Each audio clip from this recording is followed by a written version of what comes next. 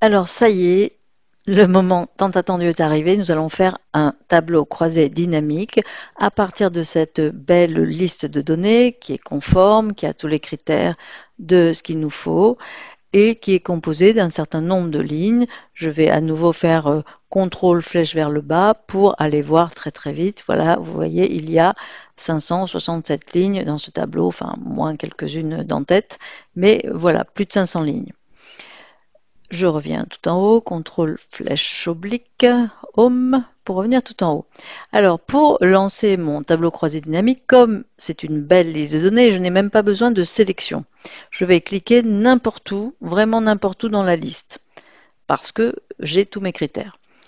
Pour créer mon tableau croisé dynamique, je vais cliquer sur l'onglet Insertion, suivi de, ici, Tableau croisé dynamique, donc en haut à gauche.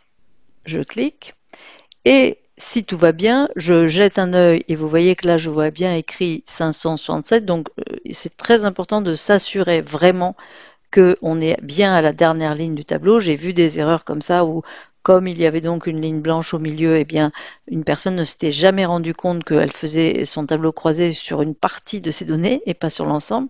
Donc là, on est conforme. Au pire des cas, dans certains cas, je vais faire très très vite avec ma souris un petit aller vers le bas pour être sûr que voilà, la sélection est bien la bonne, si j'ai un petit doute. Voilà, donc ici, dans cet écran, dans cette boîte, on a d'abord la sélection, on jette un œil, on vérifie et on valide que tout va bien. Quand on crée un tableau croisé dynamique, on a deux choix. Soit le système va générer une nouvelle feuille dans ce classeur, soit éventuellement on va mettre ce tableau croisé à côté de quelque chose d'autre dans une feuille existante. Bon, en général, pour le premier tableau croisé, on part d'une nouvelle feuille de calcul. Donc ici, on n'a plus rien à faire que OK. Cliquez sur OK. Voilà. Alors, apparaît ici ce qu'on appelle une liste de champs. Les champs, en fait, ça correspond aux en-têtes de mon tableau. Ce qu'il faut tout de suite voir, c'est qu'on est dans le cas d'onglets contextuels, comme on en a pour certains sujets. Quand on est, par exemple, on sélectionne une image, on a des onglets, ici notamment, qui ne se réveillent que quand on est dans un certain contexte. Ici, je suis positionné dans le futur tableau croisé dynamique, donc j'ai mes onglets contextuels là-haut qui se sont réveillés. Si je clique n'importe où, tout disparaît. C'est-à-dire que c'est à partir du moment où je vais recliquer dans le tableau croisé que les autres éléments reviennent et ces onglets analyse et création qui sont des outils de tableau croisé dynamique qui apparaissent. Alors ici, cette zone, parfois, elle nous prend un peu trop de place, on a envie de la supprimer. Donc on la ferme avec la petite croix ici. Et souvent, ce qui arrive, c'est qu'on ne sait plus la faire revenir.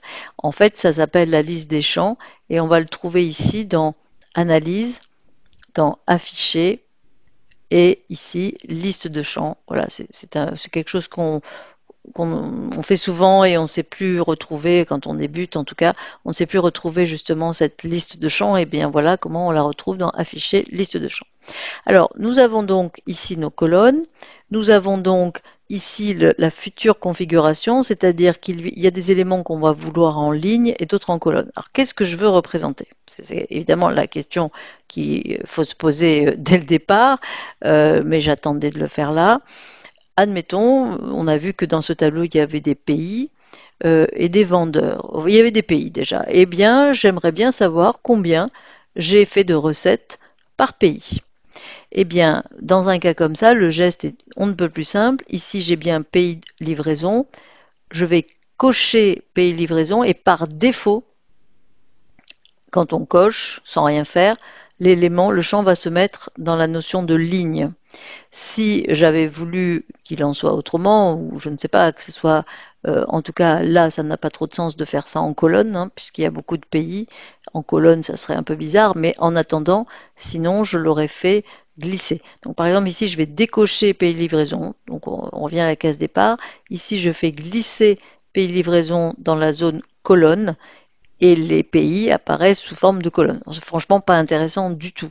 Donc je vais faire, qu'à cela ne tienne, je vais faire glisser pays livraison dans ligne. Et vous voyez que là, je me retrouve par un simple clic, tout à l'heure j'ai simplement coché la case, là je l'ai fait glisser mais c'est pareil, avec une ligne par pays. C'est-à-dire que on a bien vu que, bien sûr, dans ce tableau, il y a plein de fois le mot Allemagne, plein de fois le mot France, etc. Mais la particularité du tableau croisé dynamique, c'est qu'il va prendre une seule occurrence de ce qu'il va trouver. Il va dédoublonner tout ça et il ne va récupérer qu'un élément unique. Donc j'ai bien mes pays et maintenant ce que j'aimerais c'est savoir combien j'ai gagné. Alors gagner c'est la rubrique, c'est le champ qui s'appelle montant, il n'y en a qu'un, hein. Donc ici je vais faire glisser montant et là ne vous posez pas la question, pour ce qui est des montants, on les met jamais en ligne ou en colonne, on ne va pas étaler, diviser en autant de colonnes qu'il y a de montants mon tableau. Donc les montants, puisqu'ils sont a priori tous différents les montants, enfin en tout cas là c'est le cas. Je vais faire glisser montant dans la rubrique ici, dans la zone valeur. Valeur, c'est là où ce que je veux additionner, ce que je veux, dont je veux faire la moyenne. On verra qu'on peut aussi compter. Donc, c'est les éléments sur lesquels on fait des calculs, justement, qu'on va mettre ici dans valeur. Donc, montant, je lâche mon doigt, et voilà, j'ai instantanément mon cumul de montants. C'est juste une question de présentation parce que c'est assez moche. Je vais sélectionner un peu puriste dans accueil. Je vais aller cliquer sur ces trois petits zéros pour avoir quelque chose de plus esthétique. Voilà, donc vous voyez, je l'ai fait lentement là, mais en réalité, j'aurais mis vraiment une nanoseconde à, dans tout ce tableau de plus de 500 lignes, avoir un cumul par pays. Alors l'avantage du tableau croisé, c'est que on peut le compléter au fur et à mesure, voire même bien sûr changer d'avis. Admettons que je garde là mes fameux pays, mais j'ai envie d'avoir une notion de vendeur et par vendeur en fait. Pays et vendeur, ou vendeur et pays, je ne sais pas, je vais voir. Peut-être que je peux changer d'avis, peut-être que je peux essayer et voir. Alors ici, quand je vais me servir de la donnée vendeur, je vais pouvoir faire deux choses différentes. Alors, soit je fais glisser vendeur juste au-dessus ici de pays de livraison, et voilà ce que j'obtiens, un simple clic. Donc, par vendeur, les pays et les montants. On a même droit au sous-total. Voilà, ça a été extrêmement rapide, extrêmement rapide. Voilà. Je peux me dire, bah non, finalement, je préférerais par pays et puis ensuite par vendeur. Bah, il me suffit d'inverser ici les deux, l'ordre des deux, faire passer vendeur au-dessous. Voilà, si j'y arrive, ou pays de livraison dessus. Voilà. Donc là, je préfère finalement avoir le pays, les vendeurs avec les montants. Puis un autre parti que je peux prendre, c'est à la limite de décider de mettre en colonne un des deux éléments. Ça peut être ou les pays ou les vendeurs. Si je fais glisser pays de livraison, eh bien voilà immédiatement un tableau qui là évidemment est plutôt en largeur, pas très facile à lire, mais en tout cas j'ai immédiatement obtenu ce que j'ai voulu, mes synthèses en quelques clics.